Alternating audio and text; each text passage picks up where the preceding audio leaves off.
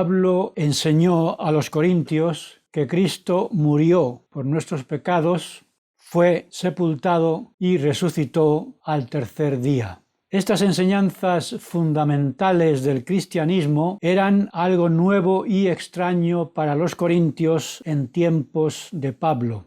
Por eso algunos se resistían a creerlo y Pablo les preguntaba: ¿cómo dicen algunos de vosotros que no hay resurrección de muertos? La resurrección era algo extraño para la filosofía griega. Recordemos que cuando Pablo, antes de viajar a Corinto, estuvo en Atenas, algunos de los filósofos disputaban con él en el Areópago y le escucharon hasta que les habló de resurrección de muertos. Los griegos creían que las almas o los espíritus de los muertos seguían viviendo, pero no formaba parte de sus creencias la resurrección del cuerpo.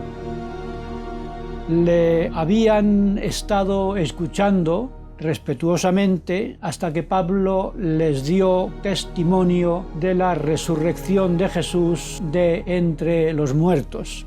Y a partir de ese momento ya no quisieron oír más. Y algunos incluso se burlaban de él, haciendo escarnio de su declaración. Como los corintios habían nacido y se habían criado con este tipo de creencias contrarias a la resurrección, les resultaba difícil aceptar las enseñanzas de Pablo sobre el Cristo resucitado. Pero el apóstol dejó muy clara la importancia de la doctrina de la resurrección que, aunque extraña y rechazada por las religiones orientales, para el cristianismo es un principio fundamental, hasta el punto de que el apóstol Pablo dijo a los corintios claramente que si no hay resurrección de los muertos, Cristo tampoco resucitó. Y si Cristo no resucitó, vana es entonces nuestra predicación y vana es también vuestra fe. Es decir, que el cristianismo no puede existir sin la doctrina de la resurrección y nosotros tampoco, porque la resurrección es la vívida esperanza que tenemos de que la muerte no sea el fin de nuestra identidad, sino todo lo contrario. Es el paso necesario de la mortalidad a la inmortalidad del cuerpo y del espíritu unidos, que constituyen la plenitud de nuestra personalidad y de nuestro carácter. La resurrección es la gran diferencia entre el cristianismo y las creencias de las religiones que consideran el cuerpo la cárcel del espíritu y creen que la salvación consiste en liberarse del cuerpo, entrar en el nirvana y aniquilar todo sentido de la individualidad que la reunión del cuerpo y del espíritu proporciona a los seres humanos resucitados. Por eso Pablo insiste enseñando que así como en Adán todos mueren, así también en Cristo todos serán vivificados, porque es necesario que Cristo reine hasta que haya puesto a todos sus enemigos debajo de sus pies, y el postrer enemigo que destruirá será la muerte. Y para confirmar la realidad de la resurrección de Cristo y contrarrestar las falsas enseñanzas que intentaban negarla, el apóstol Pablo habla de los cientos de personas que fueron testigos de esa resurrección. De la misma manera que a los miembros de la Iglesia de Jesucristo en Corinto les era difícil entender y aceptar la doctrina de la resurrección por la influencia de la filosofía griega, Es posible que a nosotros, en un mundo en el que el conocimiento se desarrolla con gran rapidez a espaldas de las verdades del Evangelio de Jesucristo, nos resulte difícil creer también algunas de las revelaciones recibidas por el Evangelio restaurado de Jesucristo. Por eso es fundamental recordar que la Iglesia de Jesucristo de los santos de los últimos días es fruto de las revelaciones recibidas por José Smith, el profeta de la dispensación de los últimos días, y que esa revelación continúa por medio de los apóstoles y profetas que la dirigen. Y esa importancia de la revelación es lo que Pablo está tratando de enseñar en el capítulo 14 sobre el don de la profecía. El don de profecía es el don de la revelación, tanto la revelación del profeta para toda la Iglesia como la revelación personal de sus miembros para gobernar sus vidas.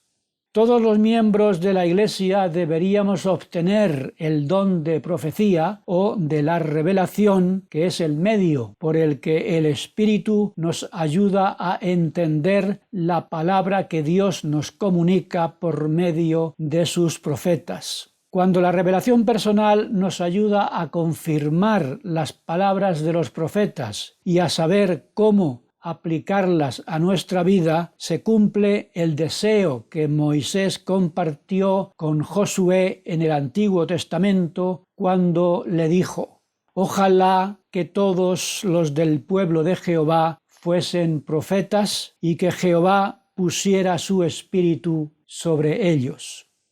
Eso fue lo mismo que entendí cuando decidí bautizarme. Me dije a mí mismo cuando tomé esa decisión: recuerda que esta iglesia está dirigida por revelación. Todo lo que aprendiste y aprendas en tu vida que no coincida con lo que se enseñe en la Iglesia de Jesucristo de los santos de los últimos días, déjalo atrás.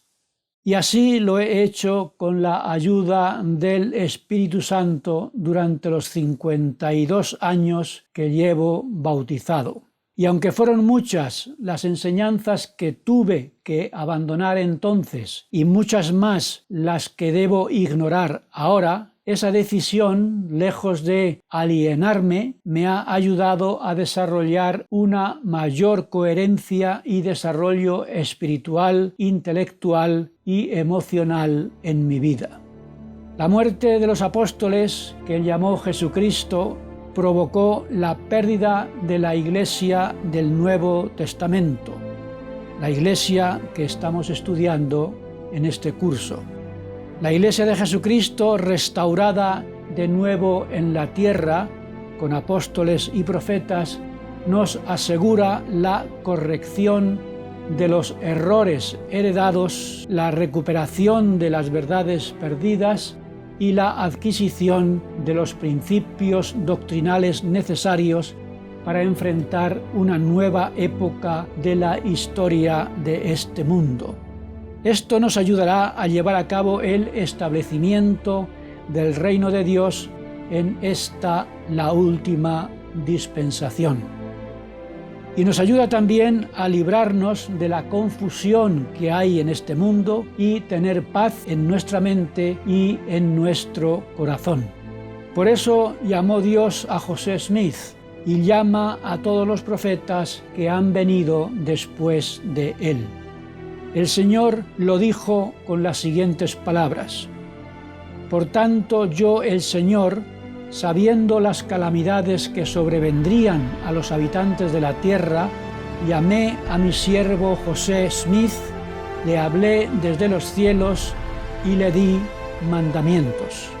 Y también a otros di mandamientos de que los débiles y sencillos proclamen la plenitud del Evangelio ante reyes y gobernantes, para que se cumpla lo que escribieron los profetas, de que los débiles del mundo abatirán a los fuertes y poderosos, y para que el hombre no ponga su confianza en el brazo de la carne, sino que todos hablen en el nombre de Dios y la fe aumente en la tierra. Si seguimos las enseñanzas de los apóstoles y profetas y rechazamos todo lo que no coincida con ellas, comprenderemos lo que promete Pablo a los Corintios y lo que dice el título de la lección, que no tenemos un Dios de confusión, sino de paz. Lo primero que dijo el Cristo resucitado cuando visitó a los habitantes del continente americano fue lo siguiente: no habrá contenciones entre vosotros sobre mi doctrina, como hasta ahora las ha habido.